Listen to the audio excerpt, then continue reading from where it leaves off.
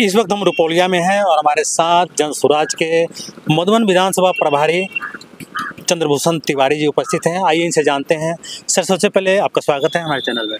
आपको और आपके सभी दर्शकों को भी, आपके व्यूअर्स को भी अभिनंदन करते हैं, स्वागत करते हैं। इस बार विधानसभा के चुनाव में जन स्वराज काफ़ी दमखम से चुनावी मैदान में उतरी है। जहाँ तक मधुबन विधानसभा की बात है तो यहाँ से 2 प्रत्याशी रेस में है, क्या कहेंगे आप? देखिए, ये सबसे पहले तो हमारे प्रणेता या सूत्रधार प्रशांत किशोर जी ने इसी रास्ते से गए, वो पैदल यात्रा के क्रम में, और बाद में फिर यहाँ पर इसी माने मधुबन क्षेत्र में ही उनका जनसभा भी हुआ। तो एक बहुत बड़ी माहौल बनी है रहा यहाँ कैंडिडेट का। यहाँ 2 प्रत्याशी हैं, भावी प्रत्याशी, दोनों के नाम मैं जागृत करूं तो ये मानकर चले, एक मनोज सिंह है और एक विजय कुशवाहा जी हैं। दोनों अपने अपने स्तर से काफ़ी मेहनत कर रहे हैं।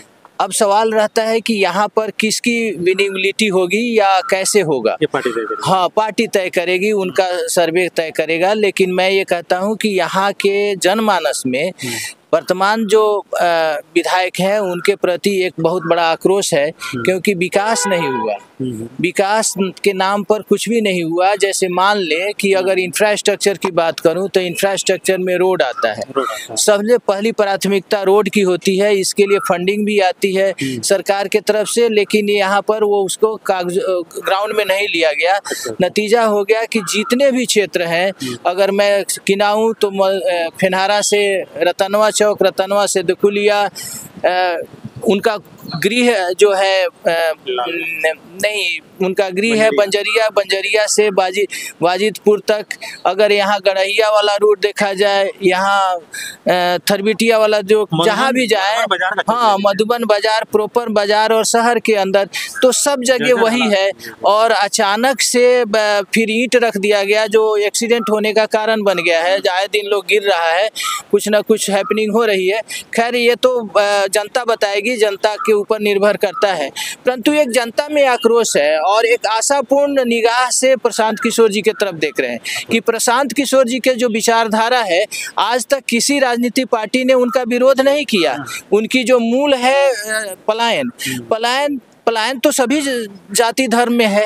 अगर वो कहें कि बड़े ऊंची जाति हो या निम्न जाति हो, सबके अंदर है, या अधिक आय वाले हो या मध्यम वर्गीय हो, या सब, कोई विद्या के लिए बाहर जा रहा है, पढ़ने के लिए जा रहा है, कोई कमाने के लिए जा रहा है, और सभी बाहर जा रहे हैं। हमारा रिसोर्सेस वहाँ पर एक्सपेंडिचर हो रहा है। अगर मान लीजिए कि कोई विद्यार्थी बाहर जाता है तो वह उसका फीस भरता है, तो वो उसकी कमाई का हिस्सा दूसरे स्टेट में चला जाता है।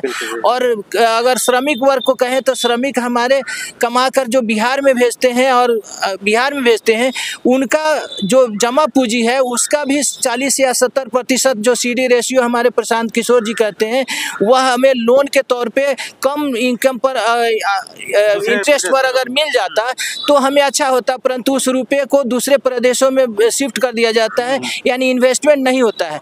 और आप जानते हैं, चूँकि मैं अर्थशास्त्र में PhD हूँ, इसलिए बता रहा हूँ कि जब तक तरलता नहीं होगी, रुपए में लिक्विडिटी जनता के अंदर नहीं होगी, तो व्यापार नहीं बढ़ेगा। व्यापार नहीं होगा तो बचत और संचय नहीं हो पाएगा, और बचत जब नहीं होगा तो इन्वेस्टमेंट नहीं होगी, इन्वेस्टमेंट नहीं होगी तो हमारा सब कुछ चौपट हो जाएगा। तो क्वालिटी ऑफ लाइफ तभी हो सकती है जब लोगों के पॉकेट में पैसा हो, और इसके लिए ज़रूरी है कि वो बहुत अच्छी तरह से मैनेजमेंट किया जाए।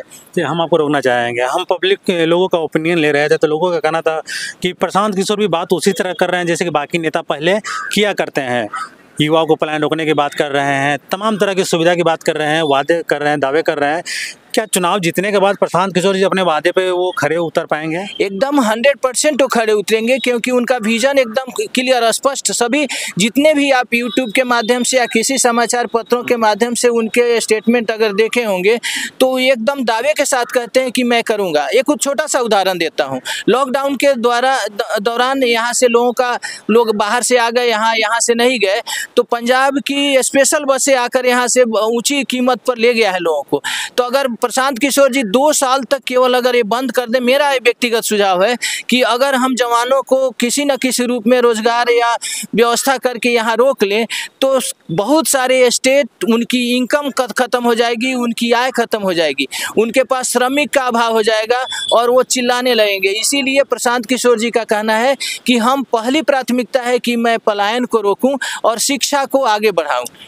प्रशांत किशोर जी एक और दावे कर रहे थे कि अगर आपके क्षेत्र में हमारे प्रत्याशी हैं और हमारे प्रत्याशी से अच्छे अगर दूसरे दल के प्रत्याशी है तो आप मेरे प्रत्याशी को वोट ना देकर उस प्रत्याशी को वोट दीजिए जो किसी भी दल से आते हैं। तो आपके जो प्रत्याशी हैं यहाँ पे जो दावे कर रहे हैं जिनको टिकट मिलने वाला है उस प्रत्याशी के बारे में आप क्या कहेंगे? देखिए, प्रशांत किशोर जी स्पष्ट रूप से कहते हैं कि जो प्रत्याशी अच्छा हो या अगर मेरा प्रत्याशी कमजोर है तो आप दूसरे को दे दीजिए, लेकिन बशर्ते कि आपका अच्छा होना चाहिए। लेकिन हमारे यहाँ मुख्य रूप से अगर मैं यहाँ कहूँ तो यहाँ दोनों प्रत्याशी कैपेबल है वो कि इस चीज़ को सुधार सकते हैं। उनकी जन स्वराज से जुड़ने की जुड़ने का कारण भी यही है कि वो चाहते हैं कि हम जनता की सेवा करें और जनता की सेवा में ये सारी चीज़ें प्रकल्प शामिल है। अगर वो तभी हो सकता है जब वो जनता का अवसर मिलेगा उनको। तो इसीलिए अब मैं तो यही निर्णय नहीं कर सकता कि कौन प्रत्याशी अच्छा है या बुरा है, क्योंकि मैं विधानसभा प्रभारी होने के नाते मेरी कुछ रिस्ट्रिक्शन है।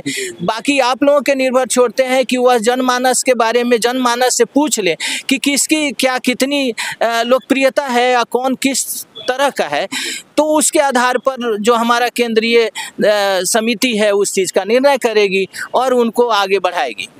तो ये थे मधुबन विधानसभा से ये प्रभारी हैं और ये अभी जितने भी प्रत्याशी, हालांकि 2 ही प्रत्याशी हैं जो संभावित प्रत्याशी हैं जिनका नाम इन्होंने बताया। देखते हैं आने वाले समय में जन स्वराज यहाँ से प्रत्याशी किनकी घोषणा करती है। मिलते हैं अगले वीडियो में, तब तक के लिए धन्यवाद। Thank you.